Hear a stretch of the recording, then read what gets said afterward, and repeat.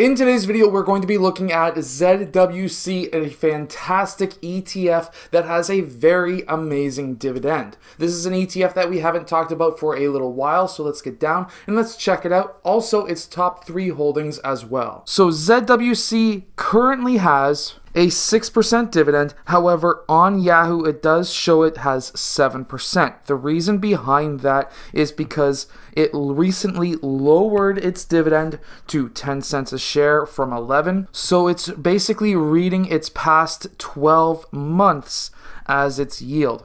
Now we have to keep in mind as well that even though it lowered its dividend, it was most likely due to the fact that options were selling for less of a premium, and that is why they probably lowered their dividend.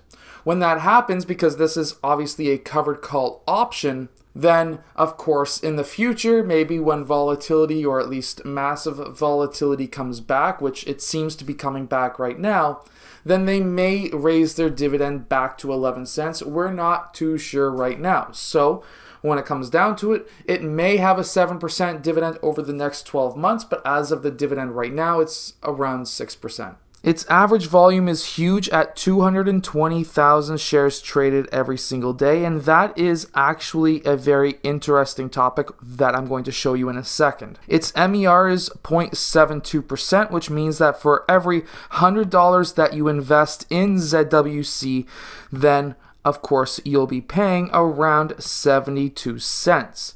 If, let's say, for example, this doubles to $200, then this will also be doubled to $1.44 for every $200. So just as an example, while this grows, so does this in a way when it comes to how much money that you're paying. Now, even though that MER versus other ETFs may sound pretty expensive, we have to keep in mind that most covered call options are generally around that same range. It's because there's a lot more manpower that goes into ETFs like these, which means that, of course, they want to get paid. It's had a pretty steady recovery since that massive drop that we seen when the virus was starting to hit. Now, this ETF wasn't exactly doing amazingly beforehand, however, neither was the Canadian stock market. We have to remember that I was actually calling for a recession to happen before the virus, mainly because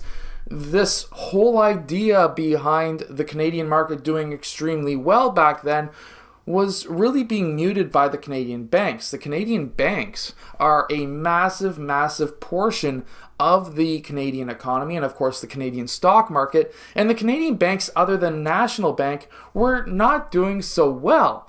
National Bank was really the only one that was having steady growth during that time, while the other 5 or 6 banks were not doing so well. They were kind of just stagnating.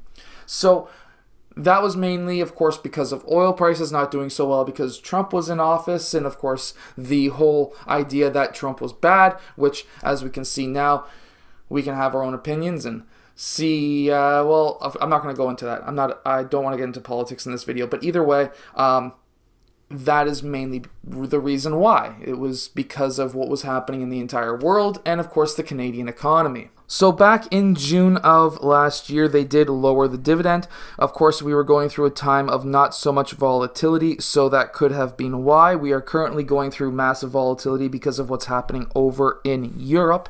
And because of that, we may see a raise of dividend back to 11 cents, but I am not going to speculate. This is mostly due to covered call premiums and not the actual dividends that the stocks are paying. The top 10 holdings in this ETF are mainly banks, as we can obviously assume because it's a Canadian ETF. It has Royal Bank of Canada, Cibc, as well as TD Bank, which is a massive buy in my opinion right now, beside Bank of Montreal. And of course there's Bank of Nova Scotia as well. Now, the reason why I'm saying BMO and as well as TD are massive buys right now is because of their expansion into the United States. While they were expanding beforehand, both of those banks have had massive bank purchases in the States. TD is now considered, once the sale closes, the 6th largest bank in the United States. So, of course, now the Canadian banks are expanding way more outside of Canada, which could mean that, of course, they don't have a bright outlook for Canada itself. It's hard to say. However, it is nice to see them getting more and more, I guess you could say, hard to beat, which means, in my opinion, basically too big to fail. Now, they do have some telecoms in here, and I'm not a huge fan of telecoms either when it comes to their future outlook. I don't think that they're going to be doing very well 10 years from now, but currently they do tend to pay a very good dividend. And Enbridge is, in my opinion, a massive buy for the future. Going over to Enbridge, they do pay a 6% dividend, so if you're looking for a pretty nice dividend, something that is stable, that doesn't have any sights in the near future to be declined, then of course Enbridge as a singular holding is a fantastic option. Its PE ratio when it comes to other pipeline companies seems to be a bit high when it comes to Canadian pipelines, but it is much lower than quite a few other big pipeline companies. But we can't just look at Enbridge as a pipeline company. While Enbridge is going to be really moving up in value right now because of the price of oil, and if the Canadian government and US government finally decide to start pumping oil once again, then this stock could really jump fast. However, the reason why I'm looking at this stock for the future is because of their current, or at least their recent purchases of renewable energy, things like solar panel farms and wind farms, and to me, that shows that they are looking out into the future. I like to invest in companies that look into the future and not just look at what's happening today and say we need to invest in something that's working today, because that's not going to last forever. Their stock seems to really do nothing over the past 5 years. There is some obvious, very good buy-in opportunities, but right now it seems to be pretty close to its 5-year high, and whenever that is the case, will it break above that 5-year high? It's going to be really hard to say. So that is right now its line versus the 5-year highs, and of course we've hit a 5-year high twice in the past 5 years. Will it be able to break past that point? Obviously, we'll have to see. They've had one missed quarter, 3 beats, and their revenue was not as high as what we would have liked to see, or at least what I would have liked to see. It's pretty close anyways, in line with what they did in 2018. However, look at that earnings right there.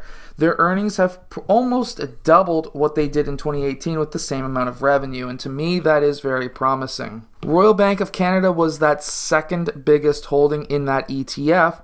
This one pays a 3.4% dividend and pretty good average volume. Now, when we go back really quickly and talk about volume, check out that volume right here on ZWC. Volume's gone massive since the virus downturn. Why is that? Well, people are really flocking to yield, flocking to something that pays them.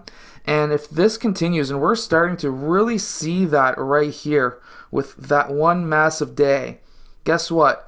That is people saying, well, if the stock market's not going to give us returns, covered calls will. This protects your downside. And when it comes to Royal Bank, we're going back to Royal Bank. They've had 1 miss and 2 beats in the past 3 quarters.